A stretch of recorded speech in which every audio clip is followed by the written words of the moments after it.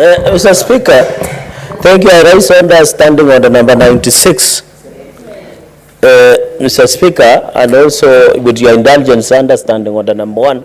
As we talk, Mr. Speaker, even as we are happy that the session is coming to an end, Mr. Speaker, we are not sitting pretty with our staff.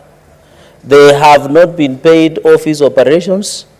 The Parliamentary Service Commission have found it not unwise, and it is disappointing that the commissioners are not here, Mr. Speaker. Salaries have been not paid for our workers. Our landlords are closing our county offices across the 47 counties, Mr. Speaker, sir. There is no money. Virtually, the service providers want to auction the Senate furniture that has been put in most of our offices, Mr. Speaker. As we talk, even our cars, Mr. Speaker, when we travel to our counties, might be clamped down and auctioned, and we might making phone calls to your office or your personal number to try and intervene, Mr. Speaker. Mr. Speaker, you saw yesterday when the National Assembly boycotted, they have been assured within the close of business today, their money will be in the accounts of CDM, Mr. Speaker. Why are they discriminating against the Senate by the National Treasury, Mr. Speaker? I want to say, even the tomorrow's morning sitting, we shall not come, Mr. Speaker. And in fact, as we talk today, Mr. Speaker, we are going to work out, Mr. Speaker, because we cannot proceed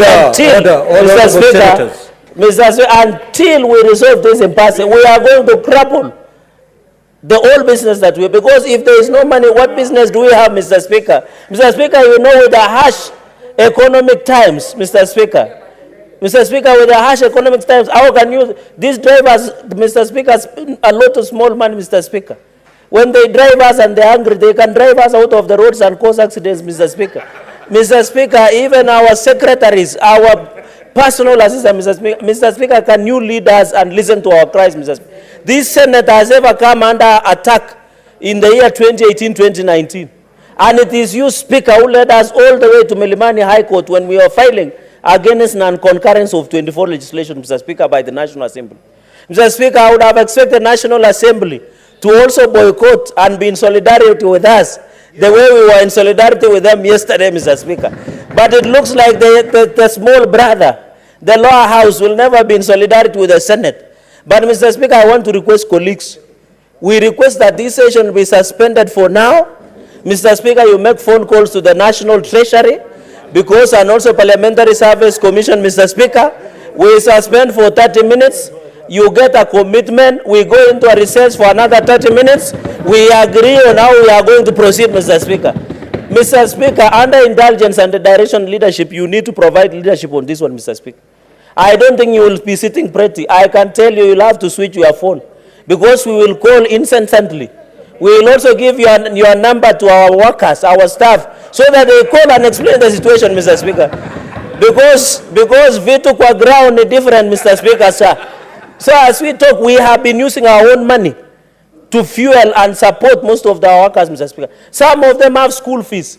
Some of them have medical bills to pay, Mr. Speaker. They have rent, Mr. Speaker. You can imagine working to your office and your staff have not been paid. Mr. Speaker, with the harsh economic times, we must be serious, Mr. Speaker. I request that we adjourn this, we suspend this house for 30 minutes, talk to the National Treasury, give us way forward, and then we resume the sitting as normal, Mr. Speaker. And I think going into the future, I want to call upon Parliamentary Service Commission. There is no house that is lesser than the other. When the National Assembly speak, they listen. But when Senate speak, ni kama kupigia mbuzi gitaa, Mr. Speaker. We must take a collective responsibility. This Senate has come under attack from 2013, but we have always been resurgent. They should not underestimate us, Mr. Speaker. We look like dormant volcano, but we are going to erupt that it has never been seen before, Mr. Speaker. I expect people like Senator Chute to be on the forefront defending us, Mr. Speaker. You had Senator Sifuna yesterday led us in a Kamkunji, and we made a resolution that we shall not sit until we get our dues, Mr. Speaker. It is our right. How can we work, Mr. Speaker? Mr. Speaker, I request that you suspend this sitting, and we agree, Mr. Speaker, with all due respect. Senator Osotsi. Mr.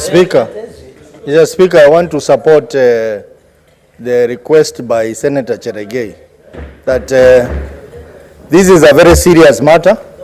Mr. Speaker, just like any other workers, we cannot sit here and work if our hearts are troubled, and as Senator Cherargei has said, our staff have not been paid, our offices are being locked, and we are not able to pay our bills on the ground because of lack of operation money. And Mr. Speaker, I think we must take a serious action, because this is more than just the money. It is the disrespect by the executive to Parliament. And Mr. Speaker, even yesterday, I was so surprised that a PS... Order, honorable senators. May the senator be heard in silence. May the senator be heard in silence. So, Mr. Speaker, this is disrespect to the institution of Parliament by the executive. They want to give us exchequer when they feel like they want to give. They want to punish us, and this means we will not be able to do our legislative work very well if we are not facilitated. And the Constitution is very clear that the Parliament shall be facilitated. So, Mr. Speaker, I want to agree with my neighbor that we stop this session, suspend this session, you make phone calls. I know the Speaker of the National Assembly did the same, and we have answers before we continue transacting. This kind of disrespect to the Senate and to you, Mr. Speaker, because you are the leader of the third arm of government. You must be respected. Even yesterday I was surprised. A junior principal secretary trying to undermine your office, Mr. Speaker. The Speaker has a right to meet any diplomat, and Parliament all over the world represents the diplomats of that country. In fact, this Senate requires, we need an apology from the Principal Secretary of Foreign Relations, who made some very serious comments on our Speaker. Our Speaker has every right to meet any dignitary in this world, because he's representing an arm of government. So this is a further confirmation of disrespect to this Parliament by the executive, and I think I want to fully agree that we need to suspend this sitting, or we cause the suspension of this sitting the way we did it yesterday until our matter is addressed, Mr. Speaker, and forever if the matter is not addressed.